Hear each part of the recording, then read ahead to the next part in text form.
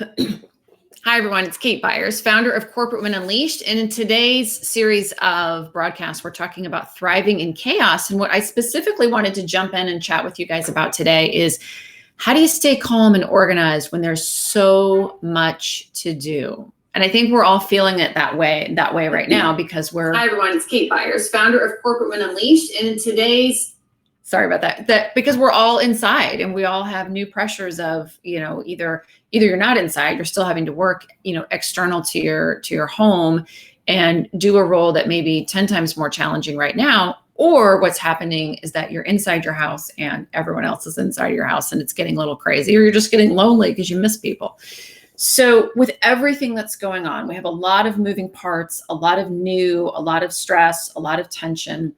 This is where the rubber hits the road. And this is where we're really seeing, people who are able to rise to this challenge and people who are crumbling under this challenge. And so I want to give you some help here, because what's going to be really important is that you understand how to get things done. And what we find is that a lot of women will say, like, they'll come to work with us and they'll say, Kate, I just need a job where I'm working 30 hours a week because there's just so much to do. Like, there's no way I can have an enjoyable life and work 60, 70 hours a week, which is what they're used to. And it's never about time. And so this is what I want to teach you. I want you guys to understand that it's all about looking outside the norm. And I want you to actually write that down. Look outside the norm. So right now you're trying to solve for problems. This morning I was at the dog park with, we live in an apartment high rise. So you got to take your dog to a little doggy area, right? And there was someone else there, a guy there. And he's like, I'm at home. My wife, she has to go out of the home because of her job. And I'm trying to keep up with, 2 dogs and a young child and my job. And there's just so much going on. Like, there's not time to get it all done. And I'm like, you got to think outside the norm. What really needs to be happening right now? And I'm not talking about priorities and I'm not talking about time management. And I want you guys to really listen in. We all have, if you've watched any of our trainings, I always teach this, we all have 7 different needs. There's 7 different areas of our life that are truly biologically and psychologically, intrinsically, that you have to meet these needs. If you don't, you would literally, just cease to exist. So what you have to be looking at is, well, what is my need? What is my true need? Like, let's just say we all have purpose. Let's just say you have kids at home right now. We all have purpose to educate our kids, right? However, is the way that you're trying to educate them right now, does it have to be done that way? Like, really ask yourself. Like, this gentleman I was talking to is a 3-year-old, and he's like, oh, my 3-year-old's got to turn in their assignments to the school, and they've got to be doing whatever it is, their coloring and their numbers. And I'm like, do they really have to be educated that way right now in this moment?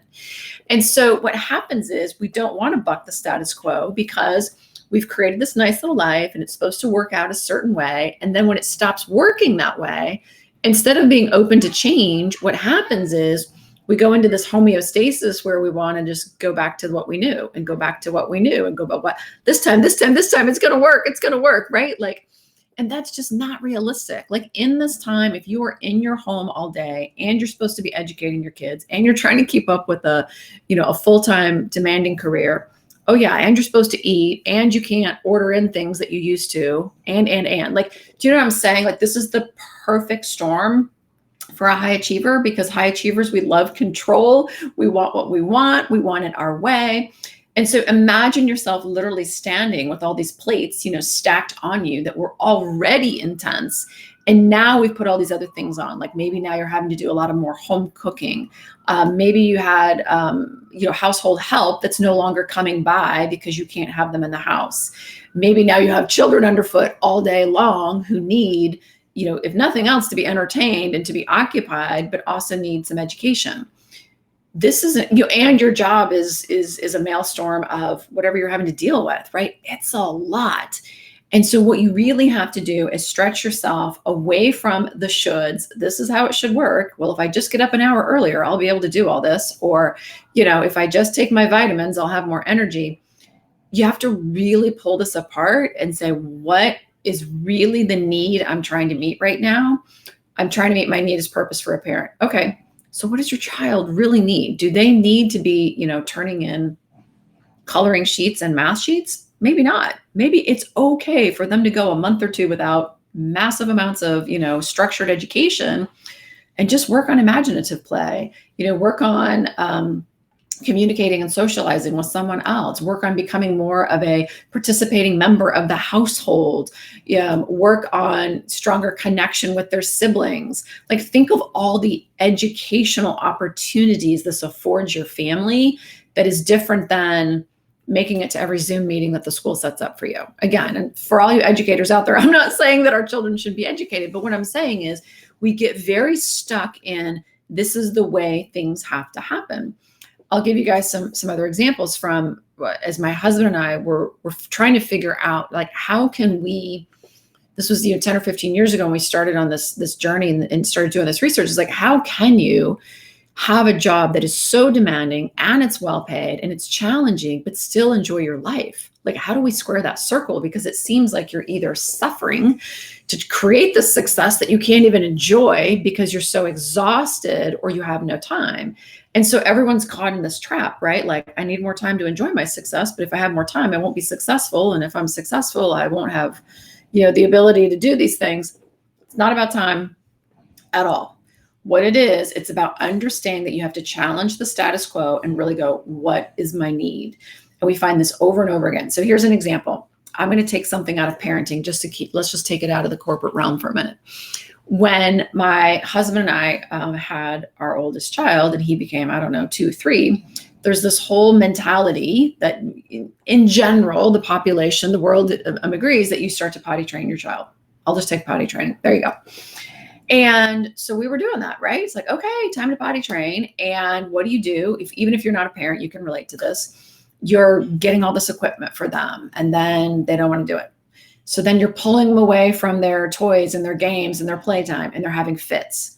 And that exhausts you because now they already have tantrums and fits. And now you're creating a maelstrom of more tantrums and fits because you're telling them you can't play. It's time to go potty.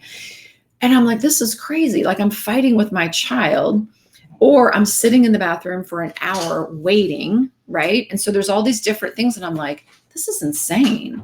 But the status quo is this has to happen at a certain age. Maybe the daycare center or the nannies or the school is telling you it has to happen at this age.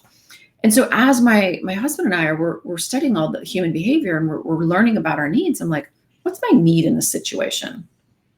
I have a need to be the type of mom who's peaceful, not a mom who's constantly yelling at her child. That is more important to me than having my child toilet train by the age of 3.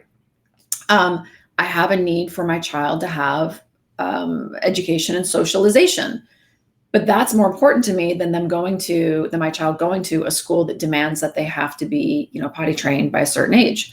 So it's about purpose, right? There's a certain level of education and social interaction I want my child to have at 3. And then there's a certain amount of the type of parent I want to be. That all fulfills my need for purpose and meaning. We all have the need for purpose and meaning. I also have a need to have a connection with my child because I love them and I want to be with him. And this is not fun at all. This stinks. And so as I was looking across my needs, it allowed me to step back and go, wait a minute. Do I really need to be potty training my child right now? Does he have to go to school right now?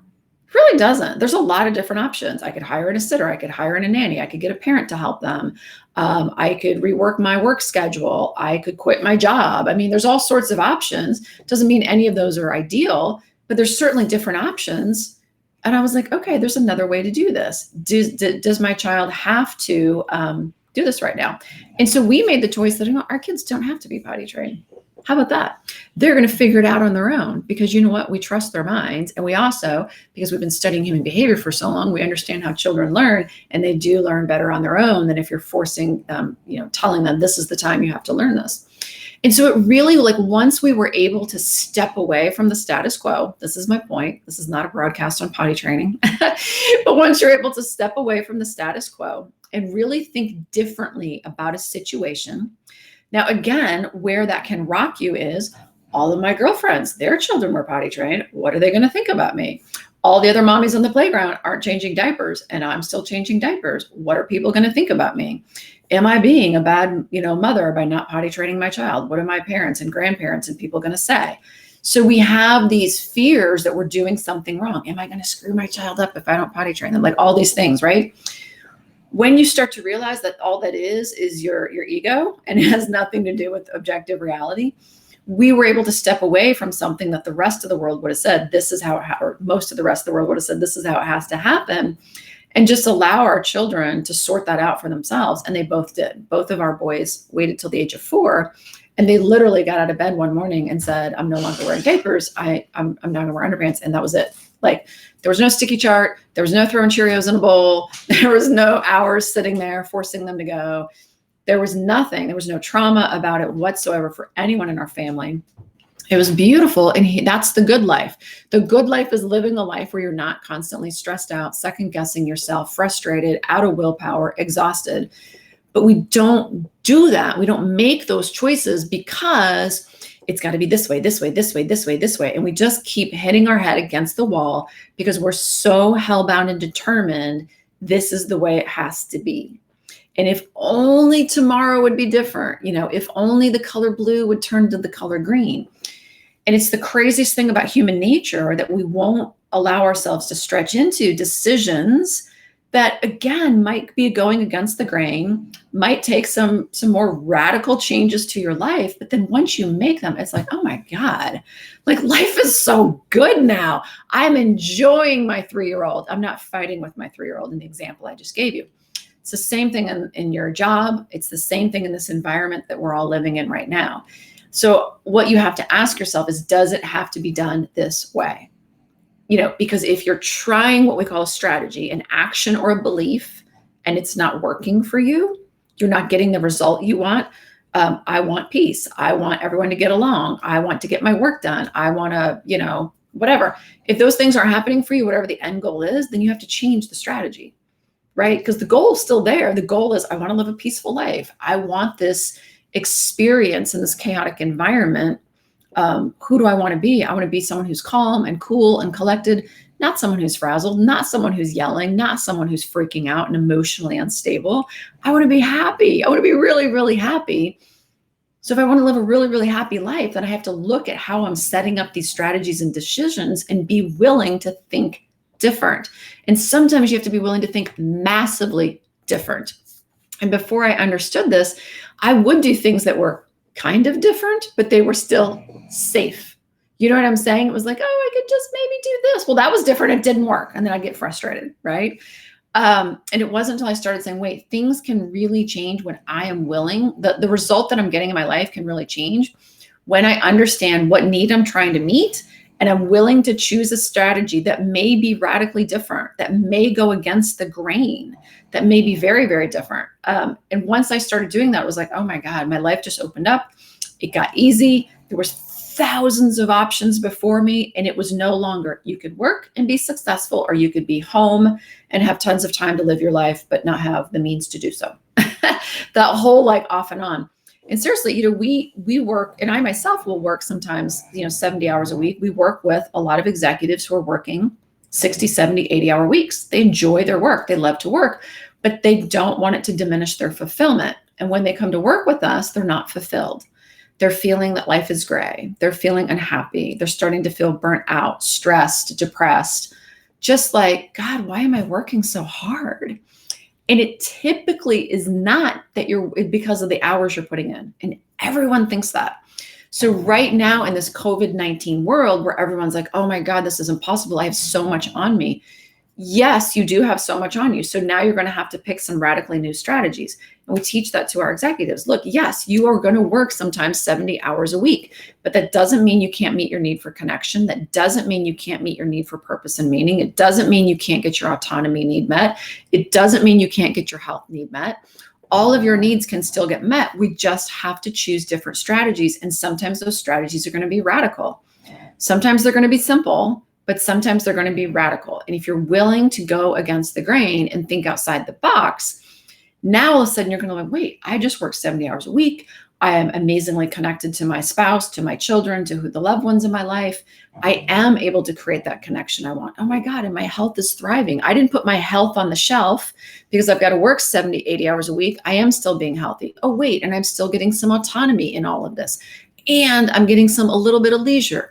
So when you can look across solving for this, across your needs, and have that needs-based living go for you, and then you're willing to rework that ego and say, wait a minute, I can make choices that are radically different. And it doesn't matter what other people think, because the result is still going to be there.